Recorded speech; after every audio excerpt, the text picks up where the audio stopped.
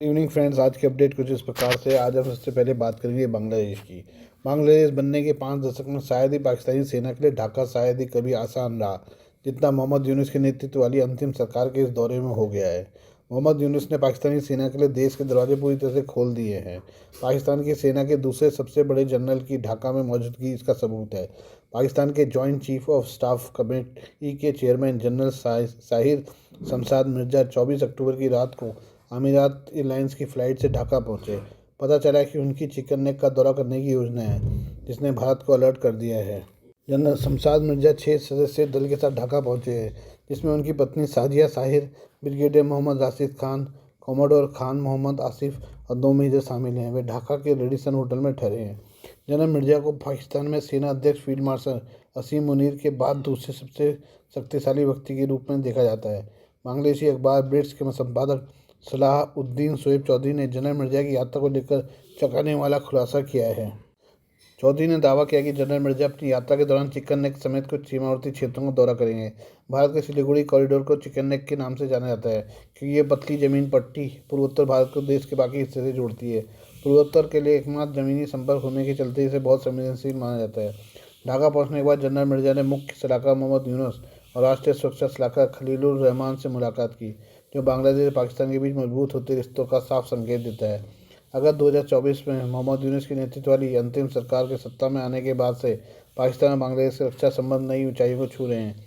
शेख हसीना की अवामी लीग सरकार के पतन ने पाकिस्तानी सेना के लिए बांग्लादेश में हर बाधा खत्म कर दी है। पिछले लगभग 10 महीनों में प्रमुख पाकिस्तानी जनरलों ने ढाका की कई यात्राएं की है।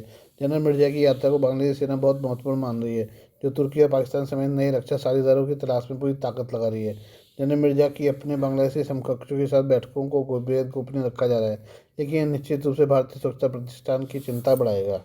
आइए हम एक बार फिर से पाकिस्तान और अफगानिस्तान की बात करें। पाकिस्तान एक बार फिर से तालिबान के आगे गिड़गिड़ाता नजर आ रहा है। पाकिस्तान ने तुर्की की राजधानी इस्तांबुल में आज से शुरू हो रही अफगानिस्तान के साथ नई शांति वार्ता से पहले तालिबान से शांति की गुहार लगाई है। पाकिस्तान उम्मीद लगा रहा है कि तालिबान के साथ आज होने वाली बैठक में आतंकवाद रोकने के लिए कोई ठोस और निगरानी तंत्र का निर्माण हो सकेगा।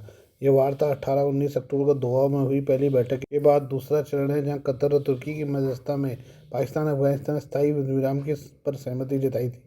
हालांकि एक्सपर्ट्स को उम्मीद नहीं है कि तालिबान पाकिस्तान के बीच सीजफायर होने की ज़्यादा संभावना है। पाकिस्तान विदेश कार्यालय के प्रवक्ता ताहिर हुसैन अंद्राबी ने अपनी पहली मीडिया ब्रीफिंग में कहा कि पाकिस्तान 25 अक्टूबर 2025 को इस्तांबुल में तुर्की द्वारा आयोजित अगली बैठक में एक ठोस और सत्यापन योग्य निगरानी तंत्र की स्थापना की आशा करता है, ताकि अफगानिस्तान की धरती से पाकिस्तान की ओर होने वाले आतंकवाद के खतरे से निपटा जा सके और पाकिस्तानियों की जान को और नुकसान न हो। ताहिर हुसैन अंद्राबी ने कहा कि हम क्षेत्रीय शांति और स्थिरता सुनिश्चित करने की दिशा में पहले कदम के रूप में 19 अक्टूबर को दोहा में अंतिम रूप दिए गए पाकिस्तान और अफगानिस्तान के बीच समझौते का स्वागत करते हैं।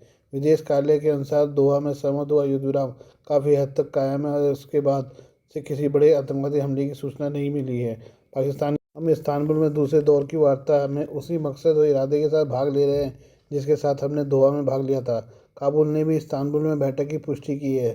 तुर्की की समाचार एजेंसी अनादोलू के मुताबिक अफगान अंतरिम प्रशासन के प्रवक्ता जबी उल्लाह मुजाहिद ने कहा है कि उनके प्रतिनिधिमंडल का नेतृत्व गृह मंत्रालय के उप मंत्री मौलवी रहमतुल्लाह नजीब कर रहे हैं। वहीं मुजाहिद ने एक्स पर एक पोस्ट में कहा है कि बैठक में पाकिस्तान के साथ बाकी मुद्दों पर चर्चा की जाएगी। उन्हें बताया कि अफगान प्रतिनिधिमंडल काबुल से इस्तांबुल के लिए रवाना हो गया है।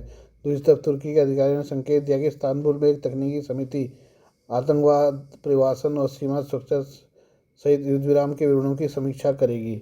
हालांकि पाकिस्तान इस्तांबुल में तालिबान पर प्रेशर बनाने की कोशिश करेगा कि वो टीटीपी के आतंकवादियों को पाकिस्तान के हवाले करे, और तालिबान ऐसा किसी भी हाल में नहीं करेगा। इसलिए शांति वार्ता कब तक टिकेगी, इसकी संभावना नहीं है। ये बात करें अमेरिका की कुख्यात खुफिया एजेंसी सीआईए के बारे में। अमेरिका की कुख्यात खुफिया एजेंसी सीआईए दुनिया भर में सरकारों को गिराने, नेताओं की हत्या करने, देश के बीच झगड़ा लगाने जैसे कामों के लिए कुख्यात रही है। सीआईए नागरिक विद्रोह को भड़काकर सरकारों पर प्रेशर बढ़ाती है, सरकार की गिराती है और अमेरिका का आधिपत्य स्थापित होता है, जैसे पाकिस्तान, नेपाल और बांग्लादेश में हालिया समय में हुआ है। एशिया में पिछले कुछ सालों से लगातार सीआईए काफ़ी एक्टिव है। पिछले कुछ सालों में आप जो भी नाटक भारत के पड़ोसी देशों में देख रहे हैं, उसमें सीआईए के काफ़ी ज़्यादा एक्टिव रहने का दावा किया गया है। ऑर्गेनाइजर की एक ताज़ा रिपोर्ट में सनसनीखेज आरोप लगाया गया है। ये आरोप बांग्लादेश की राजधानी ढाका में अमेरिका के एक अधिकारी की रहस्यमय मौत को लेकर है। दावा किया गया कि 31 अगस्त को बांग्लादेश के ढाका स्थित एक होटल के कमरे में अमेरिकी स्पेशल फोर्स के अधिकारी टेरेंस अर्वेल जैक्सन की रहस्यमयी मौत की घटना ने दक्षिण एशिया, खासकर भारत के आंतरिक क्षेत्र में अमेरिकी खुफिया कार्रवाइयों को लेकर संदेह को काफ़ी बढ़ा दिया है।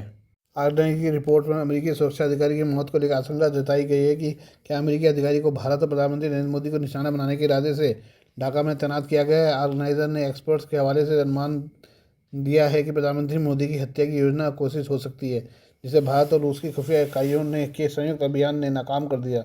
रिपोर्ट में कई सुराग और घटनाओं को जोड़कर अनुमान लगाया जा रहा है कि जैक्सन भारत और खासकर प्रधानमंत्री नरेंद्र मोदी के खिलाफ कोई गुप्त कार्रवाई या असाइनमेंट पर तैनात किया गया था, लेकिन उसका प्लान नाकाम हो गया। अमेरिकी अधिकारी टेरेंस अर्वेल जैक्सन 31 अगस्त को ढाका स्थित अपने होटल के कमरे में मृत पाए गए थे। ऑर्गेनाइजर ने दावा किया कि सतही तौर पर रिपोर्टों से पता चलता है कि उन्हें बांग्लादेश में तैनात किया गया था।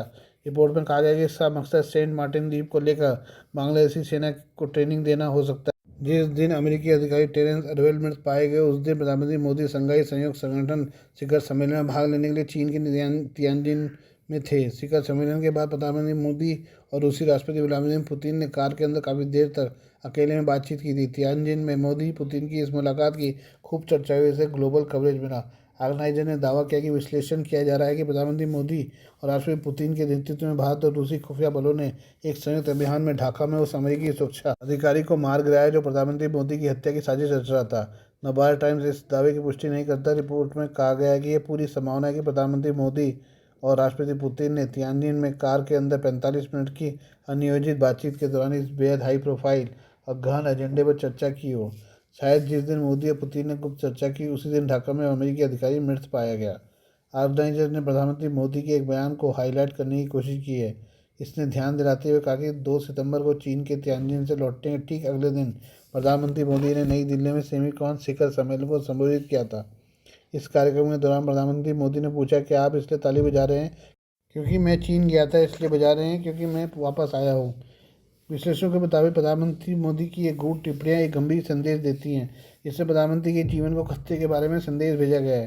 डोनाल्ड ट्रंप पिछले कुछ महीनों से लगातार भारत विरोधी बयान दे रहे हैं। वो पाकिस्तान की तरफदारी कर रहे हैं। पीएम मोदी के लिए कठिन माहौल बनाने वाली राजनीतिक बयानबाजी भी कर रहे हैं। ट्रंप ने भारत पर 50% का टैरिफ भी लगा रखा है। इसलिए सवाल उठ रहे हैं कि यह तमाम पड़ोसी देशों को परेशान करने के बाद अमेरिका भारत को अस्थिर करने की कोशिश कर रहा है। क्या सीआईए भारत को अस्थिरता की आग में झोंकना चाहता है, जैसे नेपाल, बांग्लादेश या श्रीलंका में हुआ? Please do like, share and subscribe this channel of my news, views and analysis by Prakash.